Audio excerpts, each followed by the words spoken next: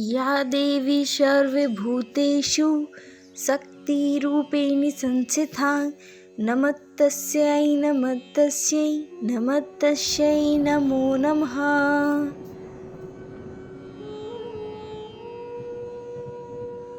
अष्टम अध्याय शुरू। रक्त बीज वध। श्री मेघस ने सूरज से कहा, तदंतर चंड दैत्य के मारे जाने पर और मुंड के विनिष्ट होने पर तथा बहुसंख्यक सेनाओं का क्षय हो जाने पर असुरों के स्वामी प्रतापी निशुभ ने क्रोध के वशीभूत चित्त होकर दैत्यों की सभी सेनाओं की युद्ध सज्जा के लिए आदेश किया। उदयुद्ध नामक 86 दैत्य सभी सेनाओं सहित और कंबु वंश के 84 दैत्य अपनी सेनाओं के साथ सभी आ जाए। कोटि वीर्य नामक असुरों के 50 वंश और धूम्र के 100 वंश मेरी आज्ञा से बाहर निकले। काल वंश के दुहत वंश के मूर वंश के काल के वंश के असुर अविलंबे मेरी आज्ञा से युद्ध के लिए सुसज्जित होकर जाए। उग्र शासन करने वाला असुर राज शुभ इस प्रकार आज्ञा देकर बहु शस्त्र उत्तम सेनाओं के साथ चल पड़ा। चंडिका ने अत्यंत भयंकर उस सेना को आती हुई देखकर धनुष चक्कर की ध्वनियों से पृथ्वी और आकाश के मध्य स्थल को भर दिया। हे राजन, तब सिंह ने अत्यंत भीषण गर्जना और अंबिका ने घंटा ध्वनि द्वारा उन शब्दों को बढ़ा दिया। दिशाओं को गुंजामय करने वाली विस्तृत मुख काली ने भयंकर शब्द द्वारा धनुष, सिंह ने गर्जना और घंटा ध्वनि को जीत लिया। उस शब्द को सुनकर क्रुद्ध असुर सेनाओं ने चंडिका देवी, उनके सिंह और काली को चारों ओर से घेर लिया।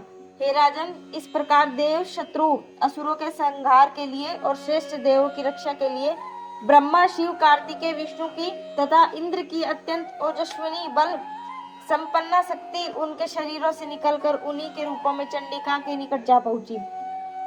जिस देवता का जो रूप था और जैसे आभूषण वाहन थे, उस देवता की शक्ति ठीक उसी प्रकार के समान रूपादि में असुरों से युद्ध करने के लिए आई। सर्वप्रथम हंस द्वारा सुसज्जित विमान पर जयमाला और कमंडलों के साथ ब्रह्मा की शक्ति आई। वे ब्रह्माणी कही जाती है। बैल पर सवार श्रेष्ठ त्रिशूल हाथ में लिए महासर्प के कंगन पहने चंद्रकला से सुशोभित महेश्वरी पहुंच गई। शक्ति नामक अस्त्र हाथ में लिए श्रेष्ठ मोर पर बैठी हुई कार्तिकेय रूप वाली माता कुमारी भी दैत्यों से युद्ध करने के लिए आई। उस प्रकार गरुड़ के ऊपर बैठी हुई वैष्णवी शक्ति शंख, चक्र, गदा, धनुष और खड़ग हाथों में लिए आकर उपस्थित हो गई। अनुपम यज्ञम कल्पित वराह के रूप को धारण करने वाली हरि की जो शक्ति है, वो भी वराही शरीर से शोभा पाती हुई उस युद्ध क्षेत्र में आ पहुंची। नारसिंगी नरसिंह के समान देह धारण किए अपने केशों के से नक्षत्र समूह को छिटकाती हुई वहां पहुंची। उसी प्रकार वज्रधानी सहस्त्र नेत्रा इंद्र की शक्तियां इंद्रिगज राज ऐरावत पर बैठी हुई आ पहुंची। जैसे इंद्र है वैसी ही वो भी है। तदंतर शिव ईशान ने उन देव शक्तियों से परिवेष्टित होकर चंडिका से कहा, मेरी प्रसन्नता के लिए तुरंत इन असुरों को मार डालो। तब चंडिका देवी ने शरीर से अत्यंत भयंकरी अति क्रोध युक्त शब्द करने वाली असंख्य शिवाओं से घिरी हुई शक्ति अपराजिता बाहर निकल आई। उन अपराजिता नाम चंडिका ने ध्रुव वर्ण जटा वाले ईशान शिव से कहा, हे भगवान, शुभ व निशुभ के पास अत्यंत दूत रूप से जाएं। अत्यंत घमंडी दोनों दैत्यों शुभ व निशुभ और दूसरे जो असुर युद्ध के लिए उगत हो, उन्हें बता दीजिए कि इंद्रिय त्रिलोक्य का अधिकार प्राप्त करें। देवता लोग यज्ञ भोग करने वाले बने और तुम लोग यदि जीवित रहना चाहते हो तो पाताल में चले जाओ, और यदि बल के घमंड के कारण तुम लोग युद्ध करना चाहते हो तो आओ, मेरी शिवाएं तुम्हारे मांस द्वारा तृप्त हो। क्योंकि उन देवी अपराजिता द्वारा स्वयं शिव ही दूत रूप में नियुक्त हुए थे, इसलिए इस संसार में वे शिव दूतिका के नाम से प्रसिद्ध हो गई। शुभादि वे महासुर भी महादेव द्वारा कथित देवी शिव दूती की बात सुनकर क्रोध भरकर जहाँ कात्यायनी अर्थात चंडिका देवी विद्यमान थी वहां जा पहुंचे। तब सबसे पहले देवी के सामने उद्दीप्त क्रोध वाले देव शत्रु असुरों ने पहुंचकर वाण शक्ति और दृष्टि की वर्षा द्वारा देवी चंडिका को आज्योत्थित कर दिया, और उन देवी चंडिका ने भी असुरों द्वारा फेंके उन वाणों, शूल, चक्र, फारसों को अनायास ही अपने टक्कर ध्वनि वाले धनुष से छोड़े हुए महाबाणों द्वारा छिन्न भिन्न कर डाला। तब काली चामुंडा भी उसी प्रकार शत्रुओं और अपने शूल की चोट से विदीर्ण और खड्वांग से मर्दित करती हुई उन चंडिका के आगे आगे विचरण करने लगी। ब्रह्माणी जिन जिन स्थानों पर पहुंचती वहां शत्रुओं को अपने कमंडलों के जल से सिंचित द्वारा शक्तिहीन और तेज रहित करने लगी। अत्यंत क्रोध महाशौरी अपने त्रिशूल द्वारा और वैष्णवी अपने चक्र द्वारा तथा कामौरी अपनी शक्ति नामक अस्त्र द्वारा दैत्यों का वध करने लगी। इंद्राणी के वज्र की चोट द्वारा सैकड़ों दैत्य और दानव विदीर्ण होकर रक्त की धारा बताते हुए धरती पर गिर पड़े। वराह रूपा वराही के मुख की चोट से विनिष्ट होकर दांतों के अगले भाग अर्थात नोक से छाती के फट जाने से और उनके चक्र द्वारा विदीर्ण होकर दैत्य दानव गण गिर पड़े। दिशा और आकाश को अपनी गर्जना से गुंजाने वाली नारसिंगी दूसरे महासुरों को अपने नाखूनों से विदीर्ण करती हुई खाती हुई युद्ध क्षेत्र में घूमने लगी। शिवदूती के प्रचंड अट्टहासों के द्वारा असुर गण मूर्छित होकर धरती पर गिर पड़े और तब उनके गिरे हुए असुरों को वो खाने लगी। क्रोधित माताओं को इस प्रकार नाना उपायों से बड़े बड़े असुरों को मर्दित करती हुई देखकर देवताओं के शत्रु असुरों के योद्धागण भाग चले। ब्रह्माणी आदि माताओं के द्वारा पीड़ित दैत्यों को भागते हुए देखकर महान असुरों रक्त बीज क्रुद्ध होकर युद्ध करने आ पहुंचा। जब उस रक्त बीज के शरीर से रक्त का एक बूंद पृथ्वी पर गिरता तभी पृथ्वी से उसी समान दूसरा असुर रक्त बीज उत्पन्न हो जाता।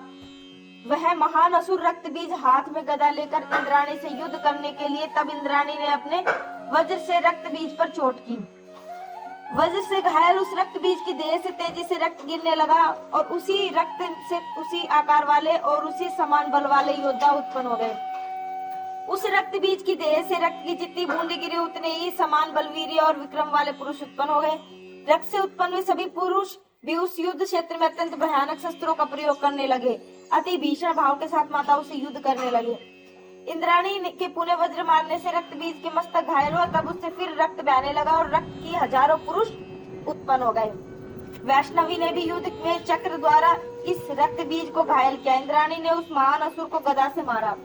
वैष्णवी के चक्र से विद्युत रक्त बीज के रक्तपात से उत्पन्न उसी के समान हजारों महान असुर संसार भर गया।